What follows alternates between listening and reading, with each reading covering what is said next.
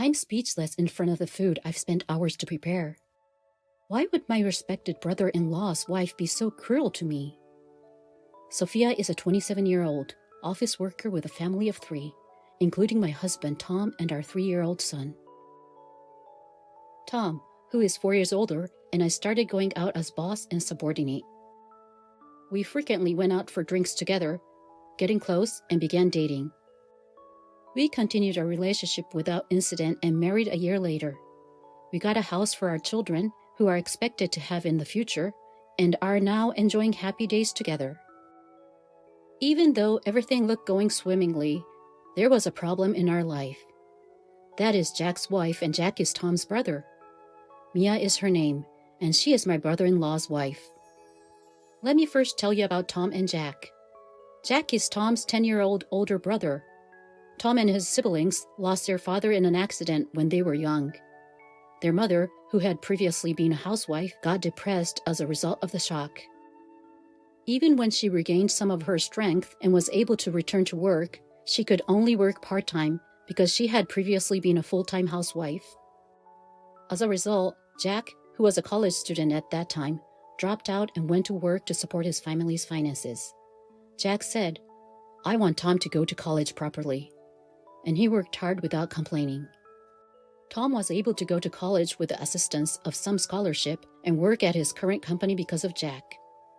Jack was full of happiness when Tom and I went to greet for our marriage my mother-in-law and Jack. Tom also expressed his gratitude to Jack on every occasion. And at the wedding ceremony, he expressed his gratitude to Jack with tears, when he said, "If you weren't my brother, I wouldn't be here today." The room was filled with tears. Jack has never said to Tom with an air of condescension. He was always generous, cheerful, and thoughtful to my husband and me. However, after we got a house and started living near Jack and his family, Mia frequently told me, "You should be thankful to my husband." Jack's job keeps him very busy, and he frequently has to go on long business trips and stay overnight to work overtime. Mia always comes to our house on these occasions. Jack and Mia live about a 5-minute walk away, and she always drops by without an appointment. They always come to our house to eat and bathe their children, then let me to take care of them, before returning to the house, being ready for bed. She is also very selfish, saying things like, "I'm not in the mood for Western food today, so please make it Japanese," or "My child wants a hamburger steak today, so please cook it," and so on. We couldn't insist on strongly, though, because she was the wife of Jack, to whom we had been indebted to. "Tom, don't you remember that thanks to Jack, you were able to go to college and got into a famous company? Because of you, Jack only graduated from high school and is having a hard time getting ahead in his current company. If he had graduated from college, he would have had a better career. That is why you got a new house, but we have used house, so you wouldn't pay for it by doing those for us," Mia said to him when Tom once insisted on her. When she told this, Tom always gets silent and unable to respond. He objected that she might be delegating too much housework to me because she is a housewife and I work full-time. However, he is reluctant to speak about the favor he owes Jack. "Sorry, but it is thanks to my brother that I'm here today, so could you please be patient and work things out with Mia?" Tom asked me. I reluctantly agreed to his request. Her demands increased as a result of our attitude. Her annoying behavior was primarily divided into 2 categories. As I previously stated, she comes to our house to eat or bathe, and she uses me to make herself look good in front of our relatives. Our relatives are coming to our house, and I want to cook dinner for them and entertain them, she said at first. I thought that I was also going to talk with my relatives, but when I finished cooking, she kicked me out saying, "Well, our relatives will be here soon, so you should go home." When I later heard what my relatives and Mia were discussing, they talked that she had done all of the cooking and praised her for being a good cook. This didn't happen just once or twice. Every time Mia invited a relative over, she made me cook for them, sent me home. Of course, I decided dishes and prepared them, and I paid for the ingredients. Mia never even cut the ingredients for me. In addition, I was always responsible for preparing mid-year, year-end gifts and other thank you gifts for Jack's bosses and relatives who had assisted him. They were always mailed in Mia's name. She would frequently give me instruction when the time came. Jack's bosses and relatives praised her as a really attentive wife and an accomplished wife at every family gathering. You should learn from her, Sophia, I was told. I can't tell you how many times I swallowed the words, I am the one preparing. Tom and I told her, it is still fine for us to prepare for this, but you have to pay for it. We also have people to whom we have to send mid-year and year-end gifts, so it costs many times more than it should. I explained to Mia, but she refused to listen. Isn't it cheap compared to what Jack has sacrificed? Jack covered your tuition and living expenses. You are aware of this, correct? How can you claim about money only from a year-end or mid-year gift? She told Tom. She accused me, saying, You know, Jack will be prized when he is said, I'm a good wife because of the details I put into these things. That's the same as Tom repaying Jack's kindness, right? A wife who doesn't help her husband to repay his kindness is the worst. Besides, since I noticed the timing of such gifts precisely, you won't forget them either. Mia is quarrelsome in this way, and she uses Jack's favor for Tom to give us orders. We were in charge of all seasonal letters and New Year's cards, as well as mid-year and year-end gifts. If something bad happened, she'd say, Tom has become a great man because of Jack, as if it were cliché. Furthermore, she says things like, Rather, you should ask us if you want to do it without telling you. I was mortified as I checked the expenses for every month and every event. Then, the decisive event occurred. Mia asked me to prepare a meal for a dinner party for about 20 of our relatives at her house during the summer event. For summer and New Year's, our relatives frequently gather at someone's home, usually at the home of a more senior relative. Mia, on the other hand, said, Please come to our house. Her relatives were overjoyed because they knew she was a great cook and a thoughtful woman. However, she expected me to do all of the preparation. Tom had another commitment on that day, so I couldn't ask him to help. When I asked how she planned to pay for it, he said we'd have to do it ourselves. Preparing food and drinks for 20 people is a significant drain on our family finances. I told her that we should at least split the bill, but she refused that. She said, as usual, Jack has been put through a lot of hardship, so he deserves at least that much. When I told her that, at the very least, discuss it with your brother-in-law, she screamed at me. I will not forgive you if you do that. Jack is currently busy with his work. Are you returning kindness with ingratitude? I was at my limit. However, the day of the dinner party was getting closer. I looked at Mia, but she didn't look being in a hurry or being preparing in any way. I had no choice but to begin planning for the event several days in advance. I had also been making some behind-the-scenes preparations. The day of the dinner came. I began preparations early in the morning and finished them a few hours before the meeting time, despite being exhausted. Mia came to check on me after all of the preparations were completed. Mia, all preparations have been completed, and I believe they can come at any time now, I told her. Then, looking at the dishes on the table, Mia exclaimed, What are you doing? Food should be eel rice, isn't it? She got perplexed. But you didn't tell me to prepare eel rice, I replied. You should know that. It's so embarrassing. Our relatives is gathering for the summer festival, and they believe I can't even prepare eel rice. Please place your order for the eel rice right away.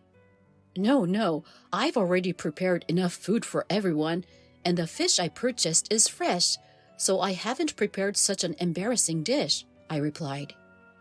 It has to be eel rice, Mia insisted. She refused to listen to me. She also insisted that we order the special one for all of us with our own money. When I asked her to pay for it, she said she'd never do it. I couldn't take it any longer and protested what I had done once more. I told her that whenever she invited her relatives over, she made me cook for them, and that she came to our house every day when Jack was not there. Also, that we prepared all the gifts, including mid-year and year-end gifts, and about today. Mia responded by talking about Jack's gratitude, so I made another revelation here. Mia, you even had an affair with someone you met on dating app or something, didn't you? You are a housewife, but you leave a lot of things to me. So I was curious what you were doing, so I looked into it. I replied. Oh, so you knew about it, but I'm afraid you don't have any proof. I'm handling well with that, and it doesn't matter. You're doing me a favor by cooperating with me, so it's like you're returning the favor. She responded with a laugh. Mia was unconcerned, despite the fact about the affair had been revealed. On the contrary, she brought up what Jack has done for Tom once again and said, "You will repay our family for the rest of your lives." At this point, I was silent and removed food in silence. "I'm leaving. I will never return," I said as I packed my belongings and left. Mia was yelling something about ordering some eel rice first, or something from behind me, but I ignored her and left. Some minutes later, I received phone call repeatedly from Mia on my phone. When I was forced to respond, she exclaimed, "What? What the hell is going on?" She sounds panicked. "Is there something wrong?" I asked her deliberately. "I have so many inquiries." She made a great fuss. She continued, "I rearranged the dishes you made, and I ordered eel rice because I had no choice and paid for it with my own money. But none of my relatives came, and it appears that they know everything we were discussing earlier." I couldn't stop laughing. I was also surprised that she rearranged the food I had brought down. The reality is as follows. I couldn't take Mia's arrogance any longer. Mia was going to criticize me, but I thought if I talked to Jack honestly, he'd give me good advice. I also assumed that if it were Jack, he would not say something like, "Have you forgotten how much I owe you?" When Jack listened to me, he didn't seem to believe me. Mia always gave good face for her relatives, but she also pretended the perfect wife for Jack. When Jack returned home from work, she made him a hot meal with showing him smile, despite the fact that those food was the one we still wanted to eat the next day. She brought a large amount of food from our house arrogantly. She also told Jack that they frequently invited me to dinner, but she told Jack not to tell him because they didn't want Jack to be bothered, Mia explained to Jack. She never told him that I was involved in any of the gifts, but always told him with a smile, "It is natural for a wife to do such details to save her husband's face." Jack was always even impressed, saying, "I got a wife who is too good for me." As a result, Jack lost his words when he listened to my story. Jack is a good man, so he didn't say I was lying, but he did think, there must be some misunderstanding between us. So I considered how I could show him the proof. "Well, will you allow me to get the evidence?" I requested Jack's permission. First and foremost, I decided to record the usual conversations when Mia visited our house. I recorded the conversations in which she was selfish about food. And she said that we had no right to speak back to her if we considered Jack's kindness to us. I recorded the conversation and asked Jack to listen to them. When he listened to them, he lost his words. She also informed Jack that she and I intended to work together to prepare a dinner party for her relatives. So I got his permission to record that day. From the point where I was preparing the meal for the relatives, and to the point where Mia was ranting about ordering eel rice with my money and admitting the affair, I was connected to Jack and his relatives via video call. I had informed my family ahead that we would connect the video call at this time on this day. This was how Jack and his relatives learned the truth about Mia. After I left, relatives called Mia and said, "I can't believe Sophia had prepared all of the year-end and mid-year gifts until now, taking advantage of Jack's kindness, and even adultery. Shame on my relatives." They were bombarded with allegations. Mia attempted to deal with the situation using her ready tongue, but the evidence caused her to slur. The majority of her relatives told her, "I'm cutting ties with you," and hung up the phone, leaving Mia stunned. Jack, who had said he would be a little late for work that day, came home, told Mia what had happened, and asked her what was going on. He later told me, "I am disappointed," he said. When he told Mia that, "You had caused problems for my dear younger brother and his wife while I was not there, and that you even had an affair?" she burst into tears. She told him that she harassed me because she didn't like the fact that I was young and that his brother and me had a nicer house than she did. She also claimed that she was having an affair because she was lonely due to he was not at home often. She claimed that after hearing Tom read a thank you letter to Jack at the wedding, she devised a plan to make them to feel owe him and force me and Tom to do what she said. I was furious that she continued to harass me for such a reason, but I also felt sorry for Jack. I worked so hard for Tom, not to make him owe me, but because he is my precious little brother. It was not for the sake of saying, "I did this for you back then." I'm overjoyed that he's now working for a good company and developing into a wonderful person. And I'm sorry Mia thinks my salary isn't very good. But that's not Tom's fault. It's my lack of effort, he explained to Mia. We also discovered that she had left their children at home while seeing her adulterous partner. And Jack intended to divorce and give him alimony in custody. Mia was up in arms, claiming that she did not want a divorce. She agreed to a slight reduction in alimony in exchange for him properly divorcing and giving him custody. The affair was discovered by her partner's spouse, who also sought full alimony.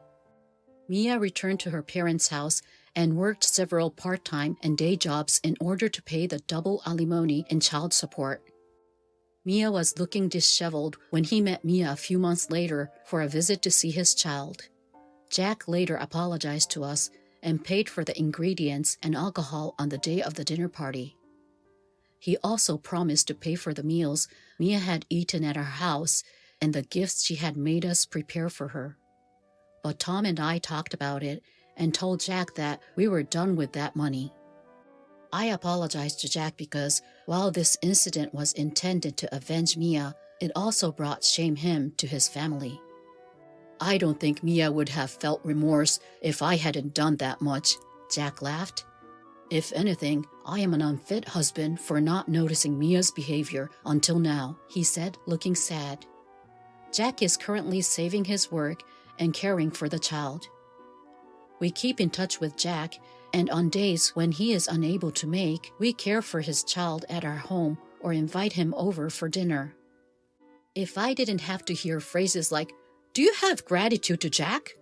we could get along and have a better relationship.